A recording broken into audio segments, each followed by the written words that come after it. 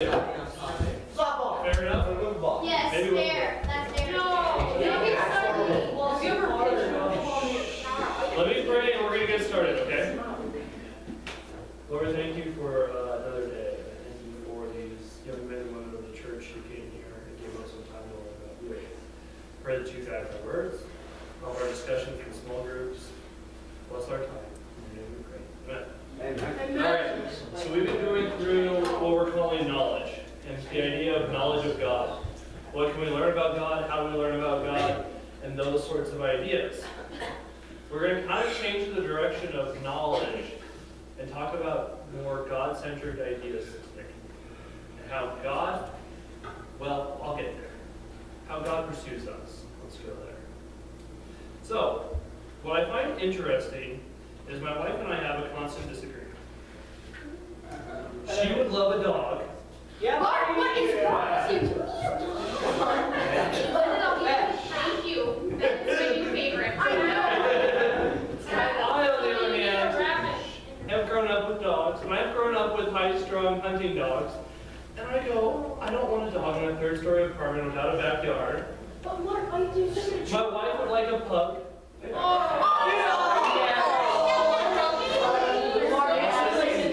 Listen, I do not want a dog, and this is something I read on the internet on more than one website, so it might actually be true. Yes, Mark. That's the Listen, if you pull hard on a pug's leash, their eyeballs can literally pop out because their face is so flat, and I find that traumatic to think about. I do not want a dog that I'm taking on a walk and it takes off after a cat, and I like stop it, and then like the dog's yipping and its eyeballs hanging out. Do it!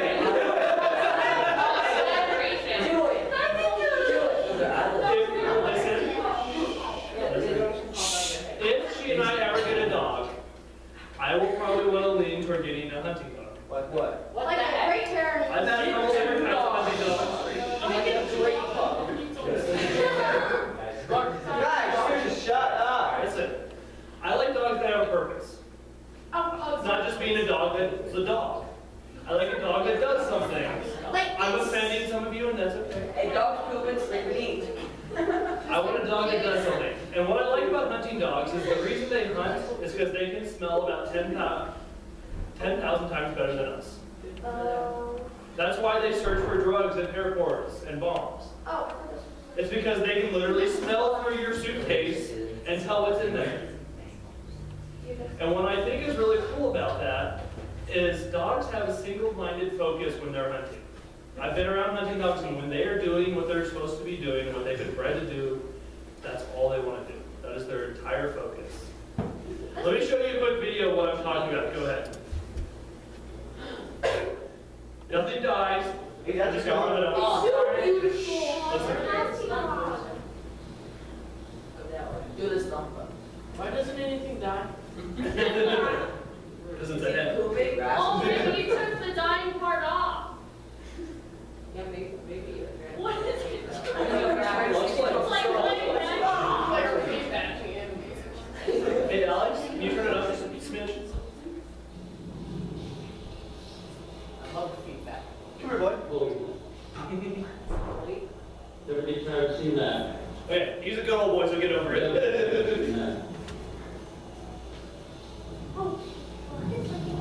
It's a dog.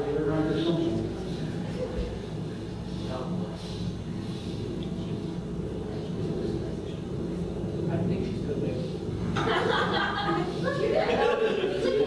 Where the guy, where you think you need to kill him. It resembles you so much. Okay, let's get it. Yeah, so we won't break off for now. Okay.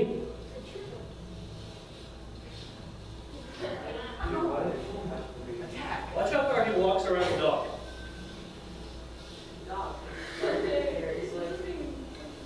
Keep his heel in. Oh, good boy. I stepped right over it. Good boy. Can't believe that. I stepped right on top of that for a little, so never felt it loose. Good boy. Good boy, bud. You can clear it. Holy crap. Okay. Listen. It's a dud. He missed. You didn't shoot it. It's a head. You didn't shoot it. It's illegal. Can't.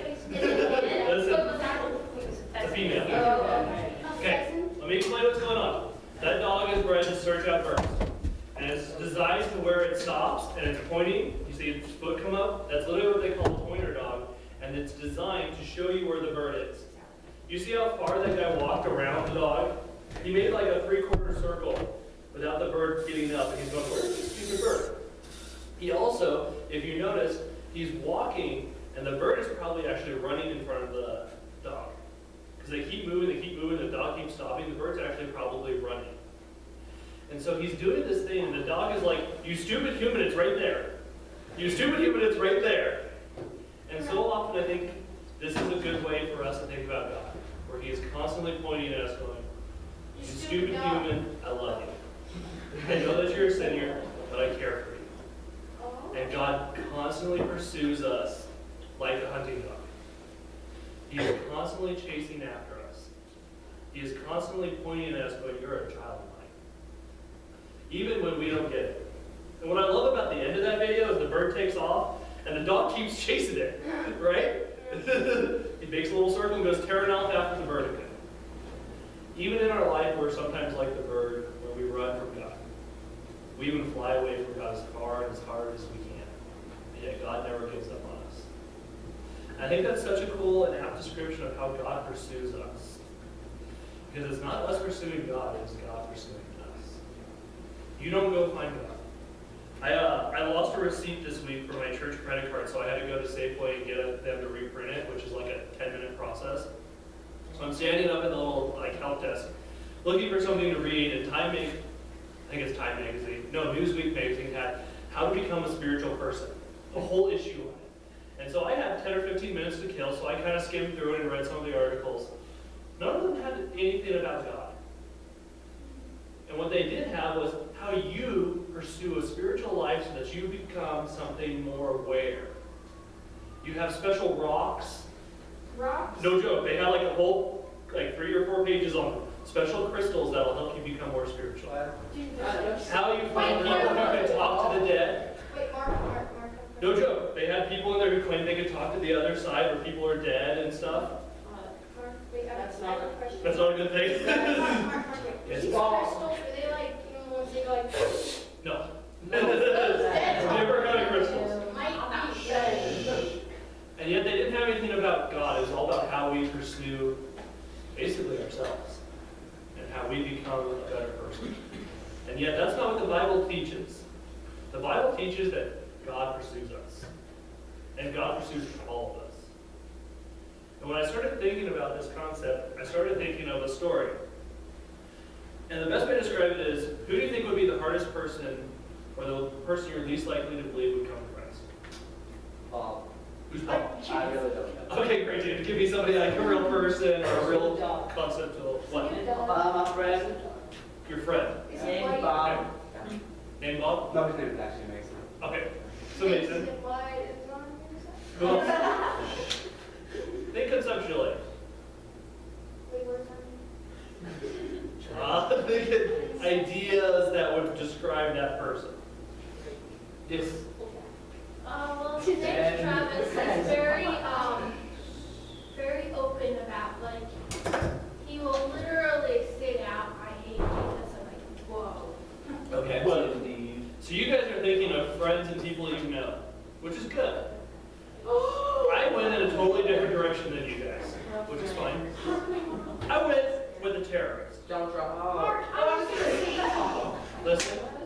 Listen.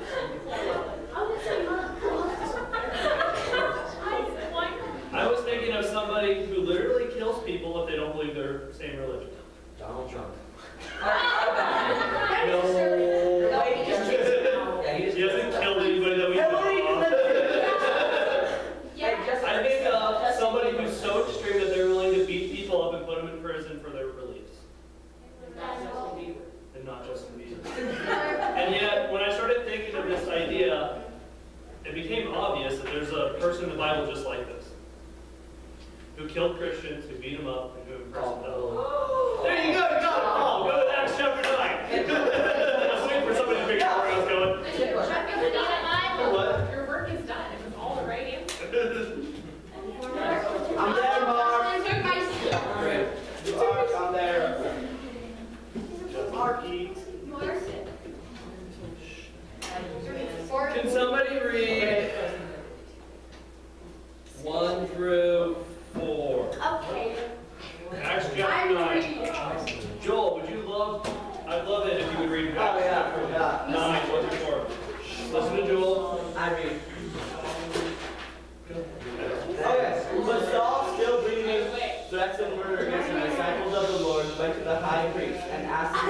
letters to the synagogue at the Damascus, so that if he found any belonging to the way, men or women, he might bring them down to Jerusalem. Now as he went on his way, he approached Damascus, and suddenly a light from heaven shone around him. And falling to the ground, he heard a voice saying, Saul, Saul, why are you persecuting me? Okay. So, Paul's original name was Saul. Saul, He was there when Stephen, the first martyr of the Christian faith, died. Wait. Doesn't he? And we have Paul, this younger man who's trying to make a name for himself, who goes to the religious leaders of his time and goes, I want paperwork saying I can go to any town, any place, and drag Christians back here. No. Dude is not a big fan of Jesus. Dude is about as far away as possible. Guy hates Christians. Literally. He's killing Christians. That takes a fair amount of Wait, hate. is he like Hitler? From Jews? Similar idea of less numbers. Oh. Oh. All right, I need somebody else to read. Numbers. 7 through... Wait, Joel, did you read 6? No. Okay. No, he went through 14. You went through 5, 6, 7, 8, and 9. Somebody. And he said, Who are you, Lord? And he said, Who are you, Lord? And he said, I am Jesus, whom you are persecuting. But rise and enter into the city, and you will be told what you are to do. And the men who were traveling with him stood speechless, hearing a voice, but seeing no one. Saul rose from the ground, although his eyes were open, he saw nothing. So they led him by the hand and brought him into Damascus. And for the 3 days he was without sight, neither ate nor drank. Okay. Paul is literally on his journey to capture Christians, bring them back to Jerusalem to be put in prison. And God gets in his way. And they describe it as the people with him, who probably hate Christians just as much as he do, see this light and hear a voice, but they can't, I guess they can't even look at the light and see Christ because it's so bright or something. I don't know. It's just like trying to come to a visual of this is hard for me because that's what I see is these guys going, nope, can't look too bright. And Paul has Jesus like right where Josh is in front of me. It's just like, And he goes, who are you? And he's like, I'm Jesus. And Paul goes, oh no, I'm in so much trouble. He's got to have this moment of going, I am not worthy. I am so dead. Right? He got it's him. like, boom. He got him. There's an interesting thing that people have this thought, and it's kind of a common thought where they go, I've done too much wrong to be saved. Jen and I, when we got married, we were talking to one of her friends, and her friend's like, I don't know if I can walk into a church because I might burst into flames. What? She was joking at the time, but the thought is actually pretty valid because she doesn't know the Lord and she understands that she's done wrong, which is a good place to start, I suppose. She knows the Lord now, which is very cool. But I look at this and I see Paul having that moment of going, I am so toast. Toast Right? I am in so much trouble. And yet so many people who are my peers and our peers will have that same thought. I've done too much that God can't forgive me. Yet when I look at the Bible, I see a lot of screw-ups. Rahab was a prostitute. Paul was a terrorist. David was a murderer. He killed people. He committed adultery, and yet he was king. You know, I can keep going. Solomon had issues with sex. Let's go with. You know what I mean? Like I keep going through the Bible, and it's all screw-ups. Moses lost his temper. Jesus was not a screw up. Thank you. The people God picks who aren't God are generally people just like you and I who tend to be screw-ups. And yet, God is willing to forgive that. God is willing to forgive people who have killed Christians. God is willing to forgive these people. All right, I want to keep going with the story. We're in verse 10. I need somebody to read 10 through... All right. Can you read 14? No, I'm sorry. Just read that whole paragraph. Go through 18, just for sake of time. Can you handle it? Yes. Long paragraph. Okay. Now there was a disciple at Damascus named Ananias. The Lord said to him in a vision, Ananias, and he said, Here I am, Lord. And the Lord said to him, Rise and go to the street called Straight, and at the house of Judas look for a man of Tarsus named Saul, for behold, he is praying, and he has seen a vision of a man named Ananias. Keep going, keep going. Come in and lay his hands on him so that he might regain his sight. But Ananias Yeah, you're good. answered, Lord, I have heard from many about this man, how much evil he has done to your saints at Jerusalem.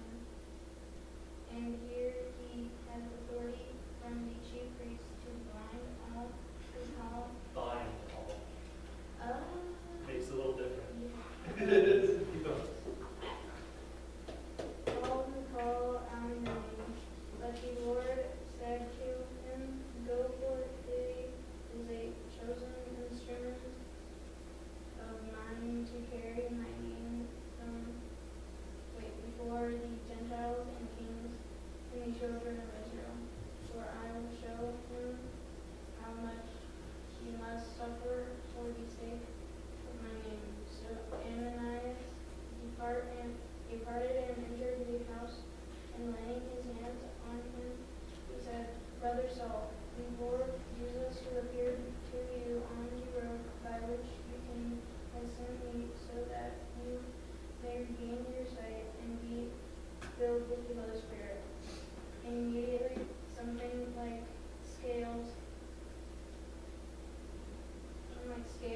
fell from his eyes, and he regained his sight. Then he rose and was baptized, and taking fruit, he was Great. I love this part of the story because Ananias is such a cool dude. You have Ananias who's praying and sees this vision from God, and he gets told, go into the lion's den. Go find the guy who you know is persecuting Christians, where he's staying with a house full of other people who hate Christians, and go bring one and preach the gospel to them. You'll lay hands on him, and you'll be filled with the Holy Spirit. That is scary stuff, right? It's like being called to the mission field in Saudi Arabia. Oh, It's being my. called to somewhere where you know that there's a chance that something bad is really going to happen. cool. Wow, Maybe. yeah, of course. But if God calls you to stand up and go talk to somebody, do it. So often I feel like God pursues us, and going back to the image of the dog, and we're stupid enough to walk around the bird, the person who needs Jesus, and keep walking going, what? And God's going, it's right in front of you. It's right there. How can you not see it? And Ananias is willing to go where God calls him, which has got to be terrifying. Because Ananias doesn't know he's going to walk out of there. Stephen just got stoned. People are getting hurt all the time. They're running. Actually, part of the reason I think this happened is because God used that as to spread the church, because the Jews the former Jewish Christians had to leave Jerusalem. They just couldn't stay. And yet Ananias walks up to this man named Paul, who takes years for the church to accept him because, hey, people remember when their parents got drugged off and thrown in jail, and then they had to go live on the street for a while? If your parents got drugged out of your house, beaten up in front of you, and then you had to live on the street because you had nowhere else to live, you'd remember Paul. Oh, true. And you wouldn't like him. And yet it takes years for the church to accept him, and they eventually do. But yet Ananias is willing to go there because God called him. Do you see God continually pursuing Paul? And he even tells Ananias, he is my chosen instrument. He's going to suffer, which, let's be honest, Paul suffers in his life. The next 20 or 30 years of Paul's life, really pretty miserable.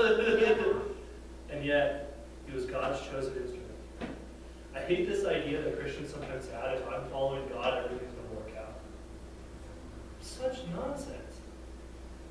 Look at Paul. He's following God as much as any man ever had. And yet he gets stoned once, beaten I don't know how many times, imprisoned several times. He's whipped, he's flogged, he's sleeping out outside, he's hungry, he's tired. And yet he's following God with all he has.